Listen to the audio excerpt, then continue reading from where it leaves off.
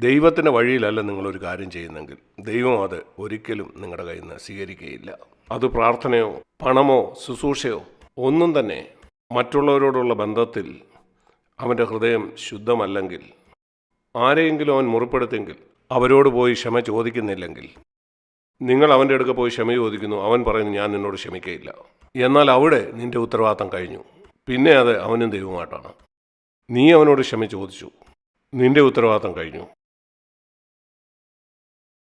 ക്രിസ്തീയ കോളത്തിൽ ഇതുപോലെയുള്ള ഒത്തിരി നിർജ്ജീവ പ്രവർത്തികൾ നടക്കുന്നുണ്ട്. നിങ്ങൾ ഉയർന്ന നിലയിലുള്ള നിർജ്ജീവ പ്രവർത്തിയിലേക്ക് പോയാൽ, ഇതുവരെ ഞാൻ നിങ്ങളോട് പറഞ്ഞ കിൻഡർ ഗാർഡൻ ലെവലിലുള്ള നിർജ്ജീവ പ്രവർത്തികളെക്കുറിച്ചാണ്. നിങ്ങൾ ദൈവത്തോടൊപ്പം മുന്നോട്ട് പോവുകയാണെങ്കിൽ ഈ നിർജ്ജീവ പ്രവർത്തികളുടെ ഉയർന്ന PhD ലെവലിലുള്ള നിർജ്ജീവ പ്രവർത്തിയും കണ്ടെത്താൻ കഴിയും. ഇതിൻ്റെ ഒരു ഉദാഹരണം ഞാൻ നിങ്ങളോട് പറയാം. ഉദാഹരണത്തിന്, നിസ്വാർത്ഥമായിട്ട് നിങ്ങൾ കർത്താവിനെ സേവിക്കാൻ ആഗ്രഹിക്കുന്നു. ത്യാഗങ്ങൾ സഹിച്ച് കാര്യങ്ങൾ ചെയ്യാൻ നിങ്ങൾ ആഗ്രഹിക്കുന്നു. എന്നാൽ ദൈവത്തെ കേൾക്കാനായിട്ട് നിങ്ങൾ സമയം ചെലവഴിക്കുന്നില്ല. ശുശ്രൂഷയിൽ നിങ്ങൾ തിരക്കുള്ളവനാണ്. അതൊരു ചത്ത പ്രവൃത്തിയാണ്. അതിൻ്റെ ഏറ്റവും നല്ല ഉദാഹരണമാണ് ലൂക്കോസ് 10:38 മുതൽ 42 വരെയുള്ള വാക്യങ്ങൾ. മാർത്ത, അവൾ വളരെ തിരക്കാണ്. ആർക്കു വേണ്ടിയാണ് അവൾ ഭക്ഷണം ഉണ്ടാക്കുന്നത്? അവൾക്ക് വേണ്ടിയല്ല, ആ 13 പേർക്ക് വേണ്ടി. യേശുവിനും അവൻ്റെ ശിഷ്യന്മാരായ ആ 12 പേർക്കും വേണ്ടി. ആ ചൂടുള്ള അടുക്കളയിൽ ജോലി ചെയ്ത് അവൾ ആകെ വയർക്കുകയാണ്. വളരെയധികം അധ്വാനിക്കുന്നു. എന്നാൽ ആന്തരികമായി മറിയയ്ക്ക് നേരെയുള്ള പരാതിയാണ്, എന്തുകൊണ്ടാണ് അവൾ വന്ന് എന്നെ സഹായിക്കാത്തത്? അങ്ങനെ അവൾ യേശുവിൻ്റെ അടുക്ക് വന്നു. യേശു പറഞ്ഞു, മാർത്തയെ, ഞാനത് എൻ്റെ വാക്കിൽ നിങ്ങളോട് പറയാം. നീ ചിന്തിക്കുന്നു നിൻ്റെ ഭക്ഷണമാണ് എനിക്ക് വേണ്ടിയെന്ന്? നീ ചിന്തിക്കുന്നു നിൻ്റെ ഈ ത്യാഗത്തിൽ ഞാൻ വളരെ ആകൃഷ്ടനാണെന്ന്? ഒരിക്കലുമല്ല, അല്പം പോലുമല്ല. നീ ചിന്തിക്കുന്നു അടുക്കളയിൽ നീ ചെയ്യുന്ന എല്ലാ ആ ത്യാഗത്തിനും എനിക്ക് നിന്നോട് നന്ദിയില്ലെന്ന്? നിൻ്റെ ആ പ്രവൃത്തി ഞാൻ ആഗ്രഹിക്കുന്നില്ല. നിൻ്റെ ഈ ശുശ്രൂഷ ഒന്നും എനിക്ക് ആവശ്യമില്ല. മറിയ, അവൾക്കറിയാം എന്താണ് എനിക്ക് ആവശ്യമുള്ള ആ ഒരു പ്രവൃത്തിയെന്ന്. ലൂക്കോസ് 10:42. ഒന്നു മതി എൻ്റെ പാദപീഠത്തിൽ ഇരുന്ന് എന്നെ കേൾക്കുന്നത്, അതിനുശേഷം ഞാൻ പറയുന്നത് ചെയ്യുക. ഉയർന്ന തലത്തിലുള്ള ഒരു നിർജ്ജീവ പ്രവൃത്തിയാണത്. ഞാനൊരു ഉദാഹരണം പറയാം. നിങ്ങൾ ചിന്തിക്കുന്നു, നിങ്ങളെ ഒരു ഓഫീസിൽ ഒരു ജോലിക്ക് എടുത്തു. ആദ്യത്തെ ദിവസം നിങ്ങൾ ജോലിക്ക് പോവുകയാണ്. ആ കമ്പനി നിങ്ങൾക്കൊരു കോൺട്രാക്റ്റ് തന്നു. നിങ്ങളെ ഈ ജോലി തിരഞ്ഞെടുത്തിരിക്കുന്നു. അങ്ങനെ നിങ്ങൾ ഓഫീസിലേക്ക് പോകുന്നു. നിങ്ങൾ ആ ഓഫീസിൽ ചെന്ന ഉടനെ നിങ്ങൾക്ക് തോന്നിയൊക്കെ അവിടെ ചെയ്യുന്നു. ഒരു ടേബിളിൻ്റെ അടുക്ക് ചെല്ലുന്നു, അവിടുന്ന് കുറേ ഫയലുകൾ എടുക്കുന്നു, തോന്നിയതുപോലെ ചെയ്യുന്നു. അങ്ങനെ നിങ്ങൾക്ക് തോന്നിയതൊക്കെ അവിടെ. നിങ്ങൾ ആ ബോസിൻ്റെ അടുക്ക് പോയി ചോദിക്കുന്നില്ല ഞാൻ എന്താ ചെയ്യേണ്ടതെന്ന്. ഒരു ദിവസം കൊണ്ട് നിന്നെ ജോലി എന്ന് പറഞ്ഞു വിടും. നിങ്ങൾ എന്ത് ചെയ്യണം? ബോസിൻ്റെ അടുക്കത്തിന് ചോദിക്കണം ഞാൻ എന്താ ചെയ്യേണ്ടത്. അതാണ് മറിയ ചെയ്തത്. നിങ്ങളുടെ വീട്ടിൽ ജോലി ചെയ്യാനായിട്ടൊരു ജോലിക്കാരി വന്നു. അവൾ നിങ്ങളോട് ചോദിക്കുന്നില്ല എന്താ ഞാനിവിടെ ചെയ്യേണ്ടതെന്ന്. അവൾ ഓടി കണ്ണ് ഇഷ്ടമുള്ള പോലൊക്കെ ചെയ്യുന്നു. അവളെ നിങ്ങൾ ജോലിക്ക് വെക്കുമോ? ലിവിങ് ബൈബിളിൽ 1 കൊരിന്ത്യർ 4:2 ഇങ്ങനെയാണ് പറയുന്നത്. ഒരു ദാസനെ സംബന്ധിച്ചുള്ള ഏറ്റവും പ്രധാനപ്പെട്ട കാര്യം അതവൻ്റെ യജമാനൻ എന്ത് പറയുമോ അത് ചെയ്യുന്നതാണ്. അങ്ങനെയാണ് യേശു തൻ്റെ ജീവിതം ജീവിച്ചത്.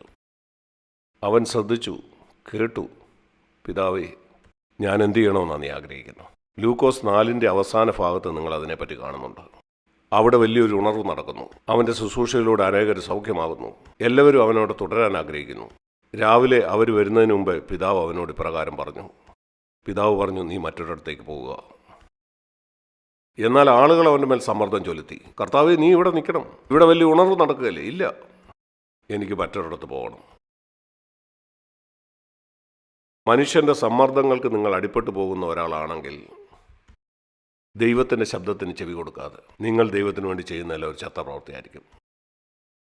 ഞാനിത് ധാരാളം അനുഭവിച്ചിട്ടുണ്ട്. ഒത്തിരി ആളുകൾ എന്നെ നിർബന്ധിച്ചിട്ടുണ്ട്, ഇവിടെ പോ, ഇത് ചെയ്യൂ, അത് ചെയ്യൂ. ശരി, ഞാൻ പറഞ്ഞു ക്ഷമിക്കണം, ദൈവം പറയുന്നത് എനിക്ക് ചെയ്യാൻ കഴിയൂ. ഒരു പക്ഷേ നിങ്ങൾക്ക് തോന്നുമായിരിക്കും ഞാനൊരു ഫോഷനാണെന്നോ നിഗളിയെന്നോ. നിങ്ങൾക്ക് ഇഷ്ടമുള്ള പോലെ ചിന്തിക്കാം. എന്നാൽ ഞാൻ ദൈവം പറയുന്നത് ചെയ്യൂ. ദൈവം എന്നോട് പോകാൻ പറയുന്നിടത്ത് ഞാൻ പോകും. കഴിഞ്ഞ 35 കൊല്ലം അതിൻ്റെ ഫലവും ഞാൻ കണ്ടിട്ടുണ്ട്. എവിടെ പോകണമെന്നോ എവിടെ പോകണ്ടെന്നോ മനുഷ്യൻ്റെ ഉപദേശം ഞാൻ ശ്രദ്ധിക്കാറില്ല. കഴിഞ്ഞ 35 കൊല്ലം ദൈവം എവിടെ പോകാൻ എന്നോട് പറഞ്ഞു, അവിടെ പോയതിൻ്റെ അനുഗ്രഹവും ഞാൻ കണ്ടിട്ടുണ്ട്. ഞാൻ നിങ്ങളോട് പറയട്ടെ, അങ്ങനെയാണ് യേശു ജീവിച്ചത്. ഇതാണ് ദൈവത്തിൻ്റെ വഴി. ദൈവത്തിൻ്റെ വഴി എന്ന് പറഞ്ഞാൽ ഓടി നടന്ന് എന്തെങ്കിലുമൊക്കെ ദൈവത്തിന് വേണ്ടി ചെയ്യുന്നതല്ല. യേശു നമ്മളെ പ്രാർത്ഥിക്കാൻ പഠിപ്പിച്ച പിതാവേ, അവിടുത്തെ ഇഷ്ടം സ്വർഗത്തിലെ പോലെ ഭൂമിയിലുമാകണമേ എന്നാണ്. എങ്ങനെയാണ് ദൈവത്തിൻ്റെ വേല സ്വർഗത്തിൽ നടക്കുന്നത്? ദൂതന്മാർ ഓടി നടന്ന് ദൈവത്തിന് വേണ്ടി എന്തെങ്കിലുമൊക്കെ ചെയ്യുമല്ല.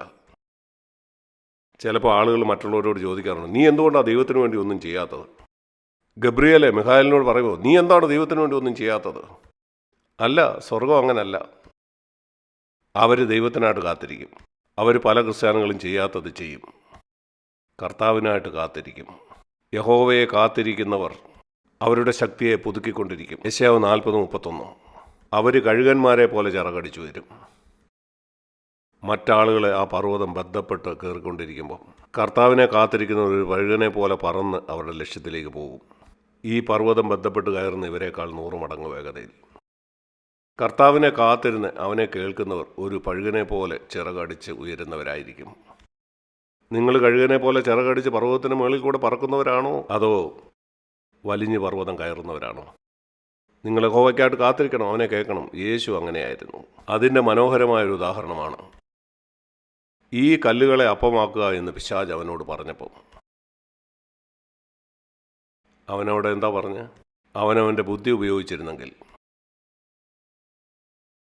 അവൻ ചിന്തിച്ചേനെ, എൻ്റെ ബുദ്ധി പറയുന്നു എനിക്ക് വിശപ്പുണ്ട്, 40 ദിവസമായിട്ട് ഞാനൊന്നും കഴിച്ചില്ല, അപ്പം കഴിക്കുന്നത് ഒരു പാവവുമല്ല, ദൈവം എനിക്ക് ശക്തി തന്നിട്ടുണ്ട്, 40 ദിവസം മുമ്പ് ദൈവം എന്നെ അഭിഷേകം ചെയ്തു, കല്ലുകളെ അപ്പമാക്കാനുള്ള ശക്തി എനിക്കുണ്ട്, ഞാൻ ആരെയും ചതിക്കുന്നില്ല, ഞാൻ ആരുടെ അപ്പം മോഷ്ടിക്കുന്നില്ല, ഇത് വെറും കല്ലുകളല്ലേ, ഇവിടെ 100 കണക്കിന് കല്ലുകളില്ലേ, ഒരു കല്ല് അപ്പമായാൽ എന്താണ് പ്രശ്നം?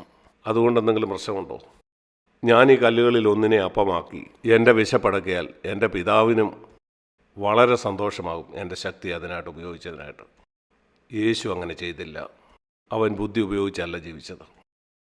അവൻ പിശാചിനോട് പറഞ്ഞു, ക്ഷമിക്കണം, ഈ കല്ലുകളെ അപ്പമാക്കുക എന്ന് എൻ്റെ പിതാവ് എന്നോട് പറഞ്ഞതായിട്ട് ഞാൻ കേട്ടില്ല. അവൻ പറഞ്ഞാൽ ഞാനങ്ങനെ ചെയ്യും, എന്നാൽ അവൻ ഇതുവരെയും എന്നോട് അങ്ങനെ പറഞ്ഞിട്ടില്ല. എൻ്റെ ബുദ്ധി എന്നോട് ഞാൻ ആരെയും വഞ്ചിക്കുന്നില്ല, ഞാൻ ആരുടെയും മോഷ്ടിക്കുന്നില്ല എന്നൊക്കെ പറയുന്നുണ്ടെങ്കിലും ഇപ്പം എനിക്കിത് ആവശ്യമാണ്, അതെല്ലാം ശരിയാണ്, എന്നാൽ എൻ്റെ പിതാവ് അത് ചെയ്യാനായിട്ട് എന്നോട് പറഞ്ഞില്ല. എത്ര ക്രിസ്ത്യാനികൾ ഇങ്ങനെ ജീവിക്കുന്നുണ്ട്? മിക്ക ക്രിസ്ത്യാനികളും പറയുന്നത് ഇപ്പോൾ ഇതെനിക്ക് ആവശ്യമാണ്, ഞാൻ ആരെയും വഞ്ചിക്കുന്നില്ല, മോഷ്ടിക്കുന്നില്ല, ഞാനിത് ചെയ്യും, ഇനിയും ദൈവം തന്നെ വന്ന് എന്നോട് പറയണോ? ശരി, ഞാൻ സമ്മതിക്കുന്നു. നിങ്ങൾ നഴ്സറിയിൽ പഠിക്കുകയാണെങ്കിൽ നിങ്ങൾ ദൈവത്തിന് വേണ്ടി കാത്തിരിക്കേണ്ട. എന്നാൽ ദൈവത്തോടൊപ്പം നിങ്ങൾ വളരുന്നെങ്കിൽ ദൈവം തന്നെ നിങ്ങളെ എല്ലാത്തിലും നടത്തുന്ന ഒരിടത്തേക്ക് നിങ്ങൾ വളർന്നു വരാനിടയാവും. എന്തുകൊണ്ട് യേശു ഒരു അവധിക്കാലം ആഘോഷിക്കാനായിട്ട് റോമിലേക്ക് പോയില്ല? ഒരു വിശ്വാസി ഒരു അവധിക്കാലം ആഘോഷിക്കുന്നത് തെറ്റാണോ? ഒരുപക്ഷെ യേശു കഴിഞ്ഞ 1 വർഷമായിട്ട് ഞാൻ വളരെ ത്യാഗം സഹിച്ച് വളരെ കഷ്ടപ്പെട്ട് വേല ചെയ്യുകയാണ്. രാവും പകലും പല രാത്രിയിലും ഉറങ്ങാൻ പറ്റുന്നില്ല. വേല, എനിക്കൊരു വിശ്രമം വേണം. ഞാനൊരു അവധി എടുത്ത് കുറച്ച് ദിവസത്തേക്ക് റോമിൽ പോവുകയാണ്. ഞാൻ പാപം ചെയ്യില്ല. യേശു റോമിൽ പോയിരുന്നെങ്കിൽ പാപം ചെയ്യുമായിരുന്നു? ഇല്ല, ഒരിക്കലുമില്ല. ലോകത്തിൽ ഒരിടത്ത് പോയാലും അവൻ പാപം ചെയ്യില്ല. എന്തുകൊണ്ടാണ് യേശു ഒരു വെക്കേഷന് പോകാഞ്ഞത്? വേല ചെയ്ത് ക്ഷീണിച്ച ഒരു ദൈവത്തിൻ്റെ ദാസനല്ലേ അവൻ? ഞാൻ പറയാം എന്തുകൊണ്ടാണെന്ന്. പിതാവ് അത് അവനോട് പറഞ്ഞില്ല. അവൻ റോമിൽ പോയാൽ അതൊരു പാവമല്ല, എന്നാൽ ദൈവത്തിൻ്റെ ഹിതം അവന് നഷ്ടപ്പെടുമായിരുന്നു. ഒരുപക്ഷെ 3 കൊല്ലം കൊണ്ട് തയ്ക്കേണ്ട വേല 4 വർഷമെടുത്ത് അവന് തയ്ക്കാൻ കഴിഞ്ഞെന്ന് വരത്തുള്ളൂ.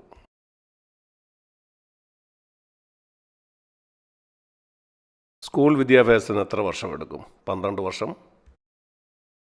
അതിന് 15 കൊല്ലം എടുക്കാം. നിങ്ങൾക്കറിയാമല്ലോ അത്. ഒരുപക്ഷെ 20 കൊല്ലം എടുക്കാം. എനിക്കറിയാം മെഡിസിൻ പഠിക്കുന്നവർ അത് 5 കൊല്ലം കൊണ്ട് തീർക്കണം. എന്നാൽ 10 കൊല്ലം കൊണ്ടും അത് പഠിച്ച് തീർക്കാത്തവരെ എനിക്കറിയാം. ഒരു ജോലിക്കായിട്ട് ദൈവം നിങ്ങൾക്ക് ഒരു നിശ്ചിത സമയം തരാം. അതിൻ്റെ 10 മടങ്ങ് സമയവും നിങ്ങൾക്ക് അതിനുവേണ്ടി എടുക്കാം. കാരണം നിങ്ങൾ വേറെ പല കാര്യങ്ങളും ചെയ്തുകൊണ്ടിരിക്കുകയാണ്. അത് പാപകരമല്ല, എന്നാൽ അത് ചെയ്യാനാണ് നിങ്ങൾക്ക് ഇഷ്ടം. ക്രിസ്തീയ കോളത്തിൽ ഒത്തിരി ചത്ത പ്രവർത്തികളുണ്ട്. നിങ്ങൾ പറയും എൻ്റെ ജീവിതം എത്ര സംഘർഷഭരിതമായിരിക്കും. ഇല്ല, അങ്ങനെയല്ല. നിങ്ങൾ ചിന്തിക്കുന്നു യേശുവിൻ്റെ ജീവിതം സംഘർഷഭരിതമായിരുന്നെന്ന്? ഈ ഭൂമിയിൽ ജീവിച്ച ആരെക്കാളും സ്വസ്ഥതയുള്ള ജീവിതമായിരുന്നു അവൻ്റെ. നിങ്ങൾ നിങ്ങളുടെ ഇഷ്ടം ചെയ്യുന്നതുകൊണ്ടാണ് നിങ്ങൾക്ക് സംഘർഷം ഉണ്ടാകുന്നത്. ഞാൻ പറയട്ടെ, എൻ്റെ ജീവിതം സംഘർഷഭരിതമല്ല. അല്ല, നിങ്ങൾ ദൈവത്തെ കേൾക്കുന്നതിനാണെങ്കിൽ നിങ്ങൾക്ക് സ്വസ്ഥത ഉണ്ടായിരിക്കും. അപ്പം നിങ്ങളുടെ അസ്വസ്ഥതകൾ മാറിപ്പോകും. ദൈവത്തിൻ്റെ ശബ്ദം നമുക്ക് എപ്പോഴും സ്വസ്ഥത തരുന്നതാണ്, സംഘർഷമല്ല. ഞാനിതെല്ലാം നിങ്ങളോട് പറഞ്ഞത് യേശുവിൽ ദൈവത്തിൻ്റെ വഴികൾ നമുക്ക് കാണാം. അവൻ ചെയ്ത വഴിയിൽ